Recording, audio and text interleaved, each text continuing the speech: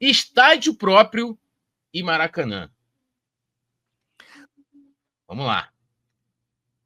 O Flamengo terá o estádio dele, Bapi? O que você pode falar para a nação rubro-negra que quer te ouvir sobre esse Claro assunto? que o Flamengo terá o seu estádio. Uhum. Eu não tenho dúvida disso. Mas esse estádio, João, ele não vai vir à custa de performance esportiva. Eu não aceito ficar 10, 12 anos sem ganhar absolutamente nada para ter um estádio. Número 1. Número 2, nós não teremos um estádio se para isso a gente tiver que virar uma empresa. O Flamengo não está à venda. Uhum. Ah, mas é só 30%. Não tem 30% de gravidez, João. Ah, você é Ou verdadeiro? Você é verdadeiro? Não, eu sou 70% verdadeiro. 70%? Então, verdade, gravidez. Sim, Flamengo não tem, não está no DNA do Flamengo virar uma SAF. Então, essas duas combinações fazem com que você tenha um estádio, nos dias de hoje, com taxa de juros do jeito que está, é um desafio enorme.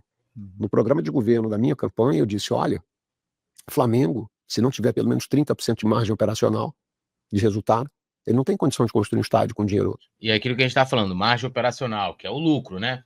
Tem uma receita, por exemplo, acho que o orçamento dele vai ter a previsão de receita de 1,5 bi. Peguei esse 1,5 bi, né? Paguei salário, paguei dívida, recolhi impostos do governo, fiz tudo. Quanto que sobrou? Né? Essa é a margem operacional. E o BAP falava isso durante a eleição, porque a gente tem que lembrar que a ideia da diretoria anterior era fazer uma SAF para construir o estádio. Que é isso, Túlio? Landim falou que era contra o estádio. Todo mundo sabe que é mentira, né, gente? Todo mundo sabe disso. Né? Todo mundo sabe. A ideia era a SAF. Como o assunto SAF, né, sempre teve a não aceitação tanto do torcedor e principalmente dos sócios e até de aliados do próprio Landim, quando chegou o período eleitoral, ele recuou. Landim ficou durante o segundo mandato inteiro dele falando de SAF. Eu tive em reuniões e áudios foram vazados disso, tivemos matérias aí na imprensa, áudios com grupos políticos de apoiadores dele e tal, dele falando de SAF, de querer vender o Flamengo para construir o estádio. Inclusive, numa entrevista ao Globo Esporte, ele coloca isso sob condicional. Pegando essa fala do BAP, ó, eu não vou aqui comprometer meu desempenho esportivo, o caixa do clube, papapá. Então, se eu não conseguir fazer o negócio assim, né, vender não sei quantos por cento e tal, a minha ideia é não construir o estádio. Aí depois ele mudou. Ainda falou que quem levou a SAF Flamengo foi o BAP. Eu tenho uma live aqui falando quem foi o pai da SAF, né? Várias gente gestaram esse assunto no Flamengo, inclusive o BAP, quando era presidente do Conselho de Administração, no sentido de, junto com o Conselho Deliberativo, fazer convites aos sócios para poder assistir palestras e tal, né? O BAP nunca falou que era a favor da SAF, né? Mas o que eu estou falando, ajudou a gestar isso dentro do Flamengo. Mas quem, de fato, fez o parto e embalou o filho foi o Landim, o bebê de Rosemary. Quem ficou lá embalando o bebê de Rosemary, quem não conhece o bebê de Rosemary aí, pesquisem. Inclusive, um grande filme de terror para quem gosta de filmes de terror. Ficou embalando o bebê de Rosemary lá. Aí, quando viu que, pô, ninguém tá aceitando aqui o bebê de Rosemary, não tá muito legal. Porra, aí agora eu sou contra, não levei. Eu tenho uma live aqui falando só sobre isso, né? Vídeos aí falando sobre isso. E a gente, se pegar qualquer pesquisa, tá? Isso aqui, ó, que eu vou mostrar para vocês. Qualquer pesquisa. Isso aqui, ó, de 2024, em junho. Rodolfo Landim segue 100% favorável à ideia de fazer o Flamengo virar SAF. Junho de 2024, tá? Aqui, ó. Eu vou colocar depois todas essas matérias, né, como eu sempre faço aqui, que ajuda a referenciar a gente aqui, no link, no primeiro comentário fixado aqui no YouTube. Landim detalha SAF, que é modelo para fazer estádio do Flamengo e mira dominar o futebol por 50 anos. 6 de dezembro de 2023. Presidente diz que planos mantém o rubro-negro no comando do clube e afirma que modelo de gestão na Arena Palmeiras, por exemplo, não é satisfatório. Como é que funciona lá no Palmeiras? Você tinha lá a W Torre, né?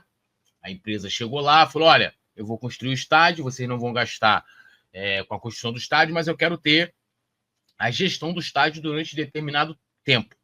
Então, eu quero ter aqui prioridade, autonomia, tanto que, assim, ruim esportivamente para o Palmeiras, porque me parece que toda operação, né, todo o dinheiro gerado com o estádio é dividido com essa empresa, tem uma divisão, e eles têm, muitas vezes, prioridade de datas. Né? Então, às vezes calha, como já aconteceu, de ter um jogo importante do Palmeiras no Campeonato Brasileiro, Copa do Brasil, Libertadores, e os caras, às vezes, têm que ou mudar o mando de campo, ou então ter que não disponibilizar a arquibancada completa. Né? Mas daqui a 20, 30 anos, eles vão ter a operação completa do estádio. Né? E aqui ele falava que era muito ruim e tal. É um assunto que vai se debater. Né? Aí, ó, qual o próximo passo que o Landim projeta? A casa própria, né? Aí ele fala, em reunião com o grupo político União Rubro-Negra, na última segunda-feira, o GE teve acesso ao áudio, Landim voltou a defender que o caminho ideal para a construção de um estádio sem endividamento é a implementação de uma SAF nos moldes adotados pelo Bayern de Munique da Alemanha, que é esse modelo que o BAP está falando, porque lá no Bayern, eles se eu não me engano, eles pegaram, colocaram como se fosse uma espécie de ações, eles venderam, sei lá, 10% para Adidas, 10% para Audi, 10% para não sei quem, então 30% né, da parte do futebol pertence a esses patrocinadores do próprio clube e 70% fica com o clube, que era isso que o Landim queria fazer aqui, ó. Lá é o Allianz, Audi e Adidas, que tem lá, dividem, né? Aí ele fala aqui, ó, aspas do Landim, dessa reunião. O que o Bayern fez para poder ter o estádio dele? Ele fez uma SAF. No primeiro momento, ele tinha 100% da SAF, vendeu 3 pedaços de 8,3 dela, continuou com 75,1 e, tendo esse percentual, continuou tendo o controle do que estava embaixo.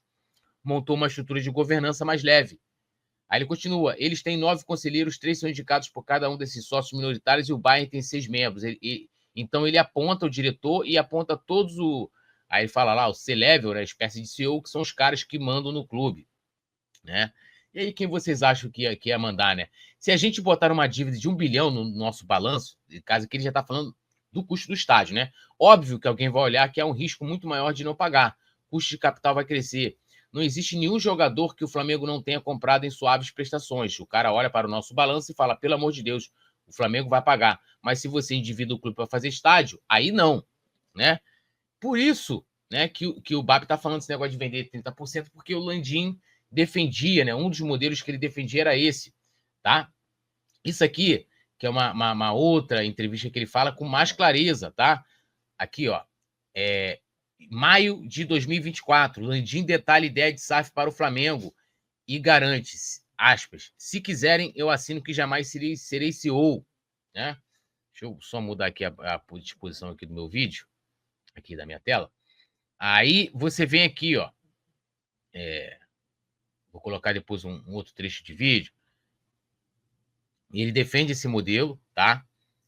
Aí ele fala, ó, Landim explica que plano de SAF para o Fla é diferente. Ó. Pode ser que ela aconteça nos próximos anos. Essa palavra SAF, ela é assim complicada, porque ela traz, assim, sabe, eu digo assim, uma percepção para as pessoas de que elas não conseguem dissociar uma SAF, a palavra SAF, do modelo SAF que tem no Brasil, que veio para quê? Para salvar clubes.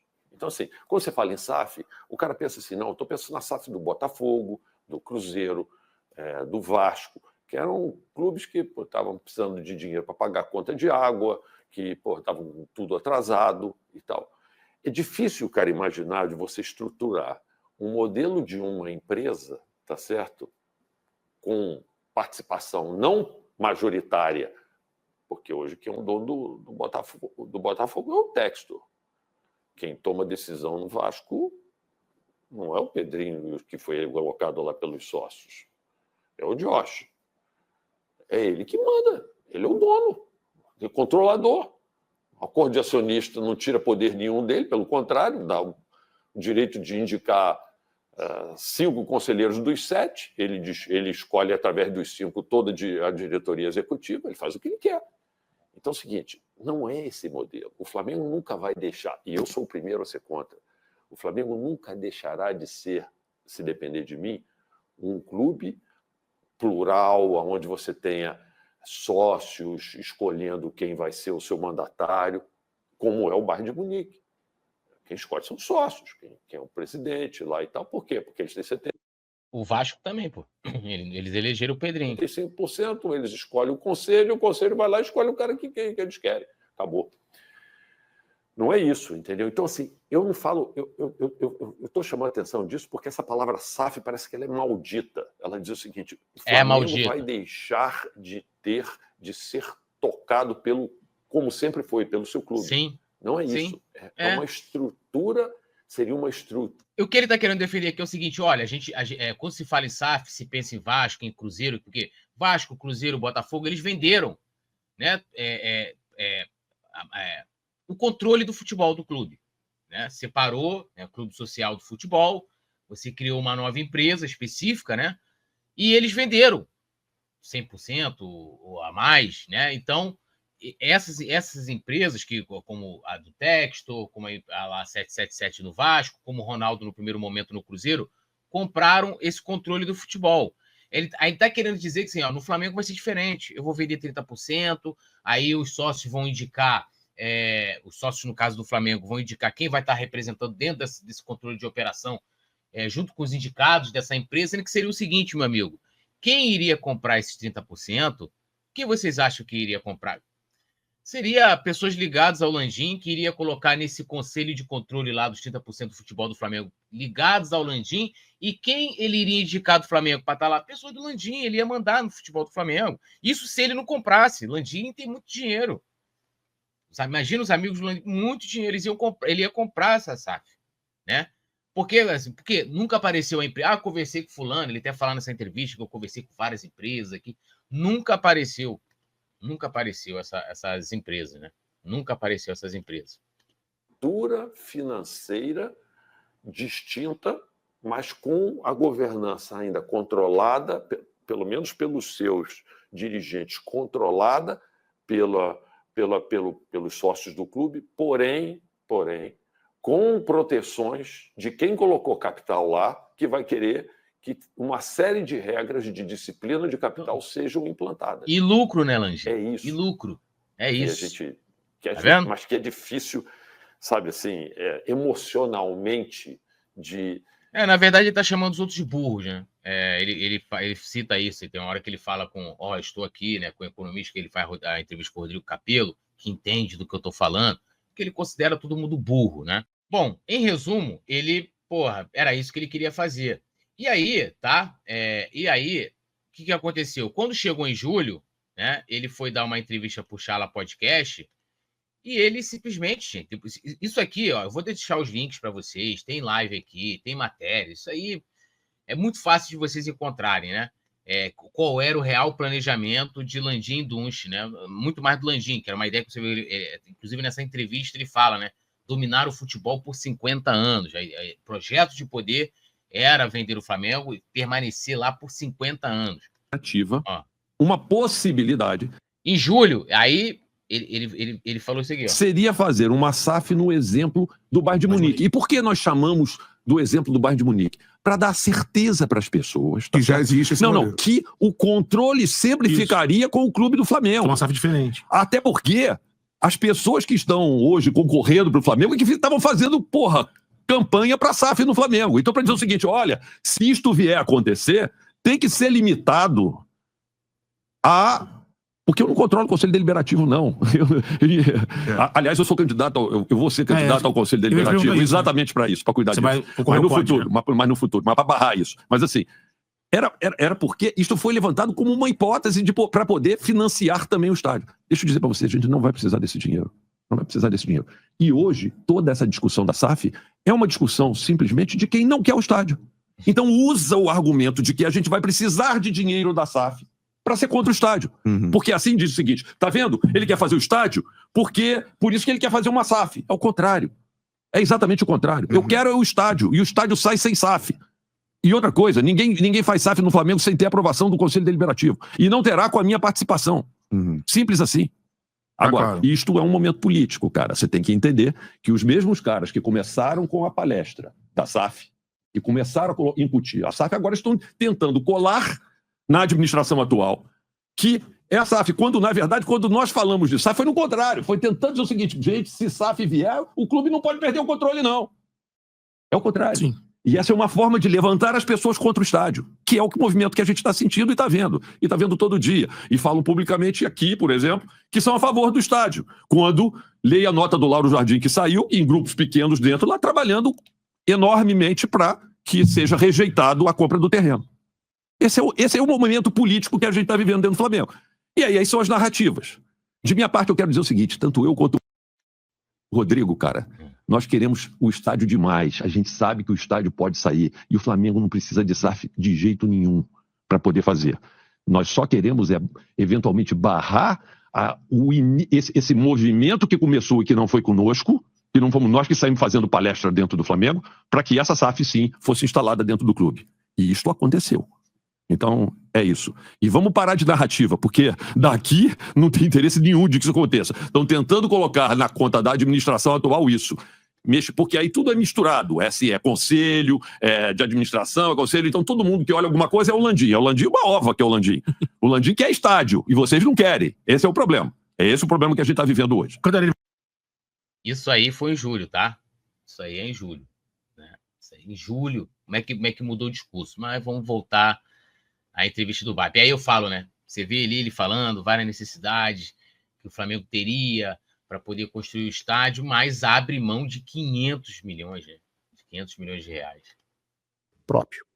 Por que com dinheiro próprio? Para não ter que pagar todo o dinheiro de terceiros.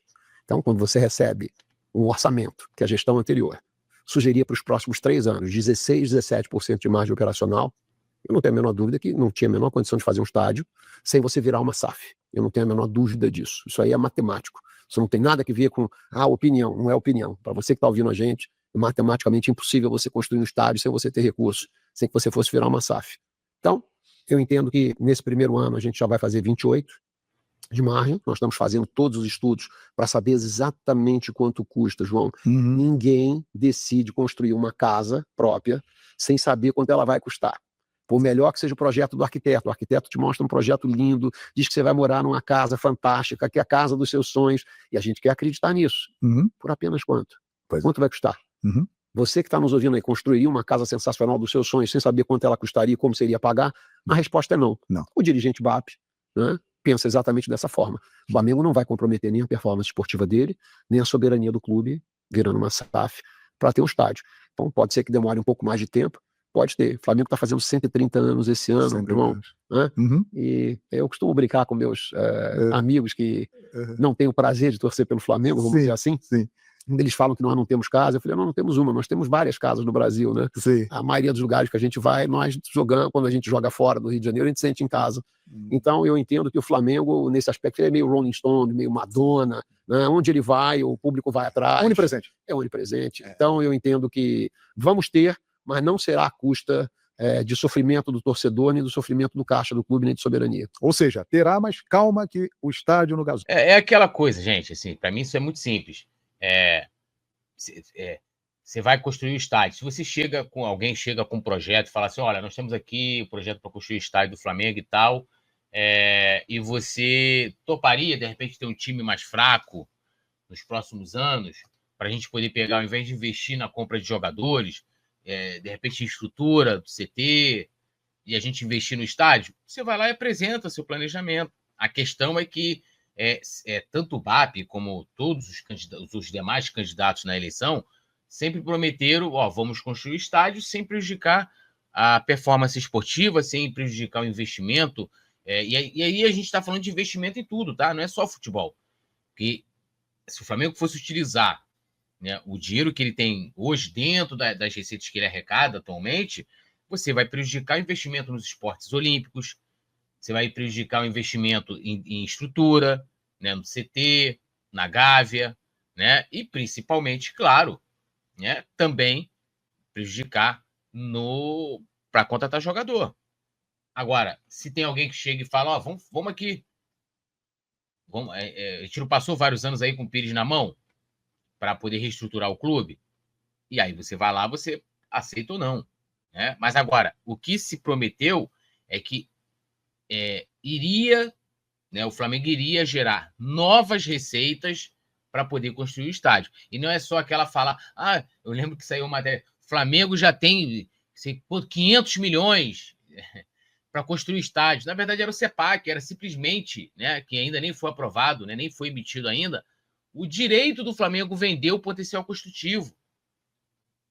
E o BAP, não sei se foi o BAP ou alguém falou detalhadamente sobre isso em uma entrevista, de que você tem hoje um mercado aquecido imobiliário no Rio de Janeiro.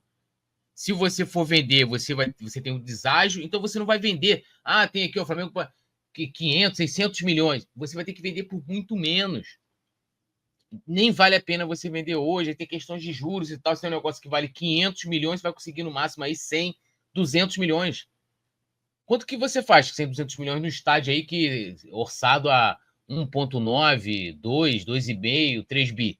É nada, cara. É nada. Entendeu? Então, assim, a gente tem que construir o estádio com responsabilidade, ou a gente vai lá e fala, ó, beleza, a gente quer o estádio de qualquer jeito, independente do desempenho esportivo, vamos embora com a receita do clube, não precisa trazer novas receitas, que a diretoria anterior, inclusive no orçamento, não trazia nenhuma nova receita para o clube, né? Você tinha esse problema. E aí, meu amigo, sabe-se lá como esse projeto seria tocado.